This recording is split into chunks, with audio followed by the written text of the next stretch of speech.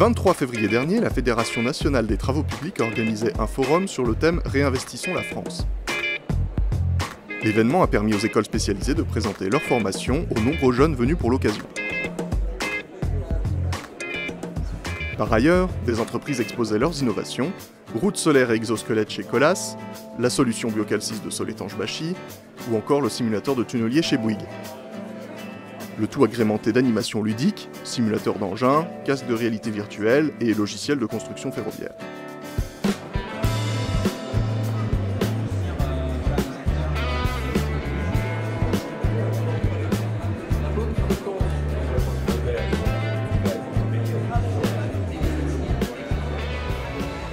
Le point d'orgue de la journée fut l'intervention de 4 candidats à la présidentielle lors d'un question-réponse.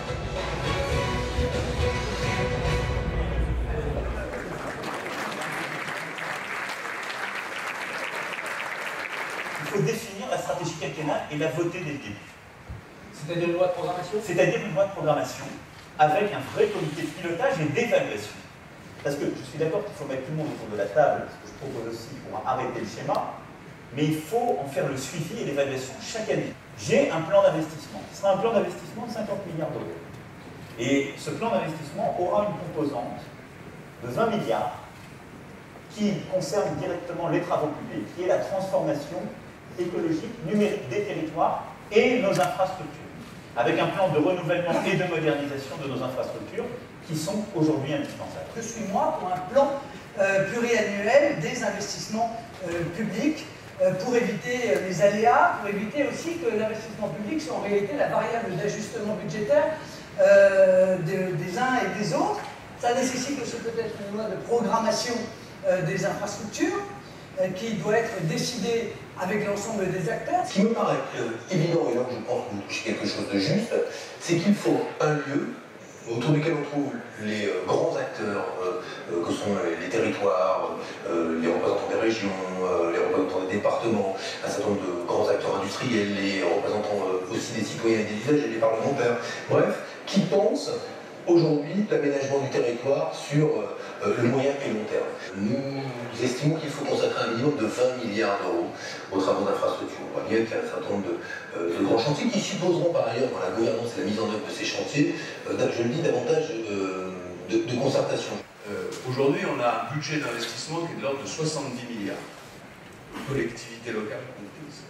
Le projet que je propose consiste à maintenir cet effort d'investissement, c'est-à-dire à faire porter la totalité de l'effort de baisse de la dépense publique sur les dépenses de fonctionnement. C'est pour ça d'ailleurs que je dis qu'il faut baisser les emplois publics de façon importante pour y parvenir.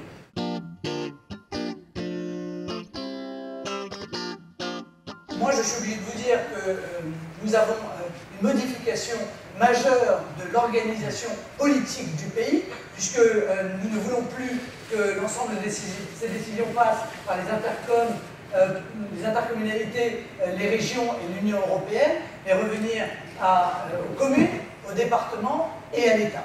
À partir du moment où vous réduisez de 6 niveaux à 3 niveaux, par définition, vous allez avoir des dotations qui vont être plus importantes. Je propose de passer un accord avec les collectivités locales, global, fixant le niveau de leur dotation pour les 5 années qui viennent, avec un certain nombre de contreparties. La première contrepartie, c'est des dotations variables en fonction de l'effort de baisse de la dépense de fonctionnement. Les collectivités qui baissent les dépenses de fonctionnement, les collectivités qui diminuent les emplois publics, auraient des dotations majorées par rapport à celles qui ne le font pas. La deuxième contrepartie que je propose, c'est un nettoyage massif des normes qui pèsent sur les collectivités locales et qui ne sont pas totalement indispensables, en tout cas qui ne sont pas finançables, qui ne sont pas assumables par les collectivités locales ou de charges qui leur ont été transférées. Je prends un seul exemple, on supprimera l'aménagement des rythmes scolaires, ce qui permettra immédiatement de dégager des moyens importants pour les collectivités locales.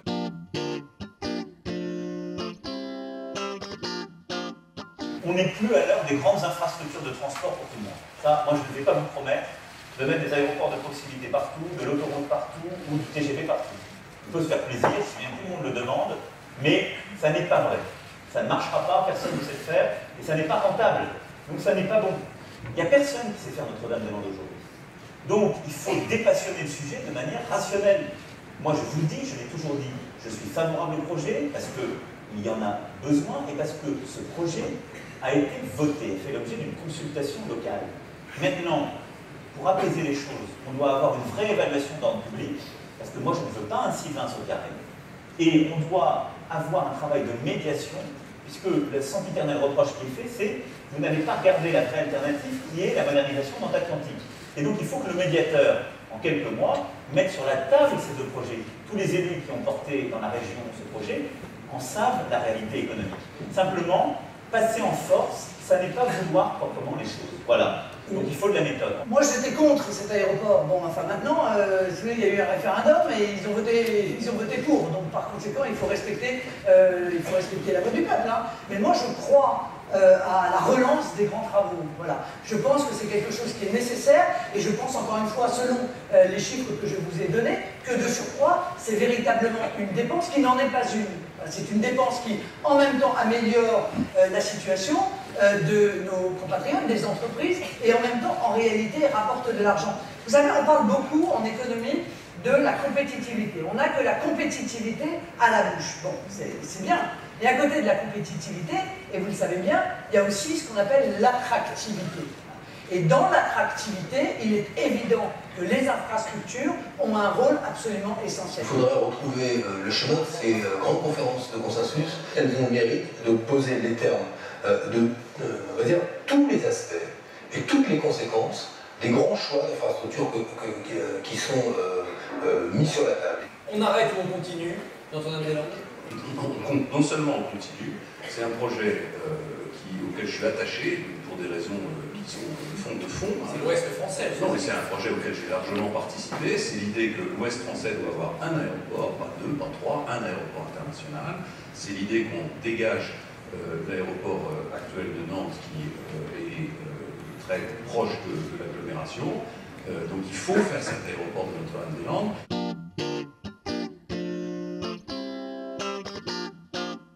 Écoutez, moi je préfère que ce soit le contribuable, parce que je pense encore une fois que les infrastructures, elles ont vocation à aussi répondre à l'inégalité des territoires. Je suis favorable à ce qu'on donne plus de visibilité sur une autre forme de fiscalisation de l'usager, qui est la fiscalisation de la part de TICPE. Je pense que ça a été une bonne décision. On a affecté 2 centimes de la TICPE à la FIF.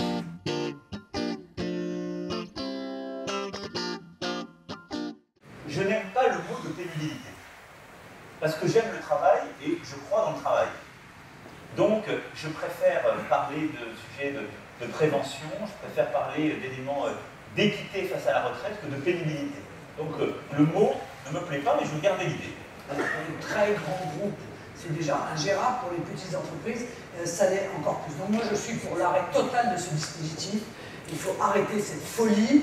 Il faut remettre en place, encore une fois, fondé sur le bon sens, un nouveau dispositif fondé sur une évaluation personnalisée. Il faut arrêter d'ailleurs d'affaiblir ou même de détruire la médecine, reconstituer la médecine du travail, et la médecine du travail va faire son travail, c'est-à-dire évaluer individuellement, personnellement, la situation de pénibilité. Moi je veux bien qu'on revoie le mécanisme de mesure de ça, mais ce qu'on ne peut pas toucher, c'est le principe. Parce que l'inégalité la plus dure, elle est là. Non seulement celui qui a le métier le plus pénible, elle est le plus petit salaire souvent, de toute l'entreprise. Et en même temps, on partira à la retraite comme tout le monde, ou alors on connaîtra le chômage plus tôt parce que le trouble musculo-squelettique, on est en arrêt de travail, bref, on a une vie au travail qui est plus difficile, et on va mourir plus tôt. S'il y a bien un point de justice, c'est celui-là. Je propose qu'on fasse vraiment de la prévention et que donc ce soit à partir de visites médicales qu'on puisse, le cas échéant, prendre des décisions en matière pour raccourcir la durée de travail. Et je propose évidemment qu'on ne revienne pas sur les droits acquis pour les quelques personnes et pour les personnes qui en ont déjà bénéficié. Le président de la FNTP, Bruno Cavagné, a soumis aux candidats les 12 propositions de la profession. Des propositions pour relancer l'investissement d'une part, en créant une véritable gouvernance des infrastructures, et d'autre part, de préserver l'investissement et faciliter les financements.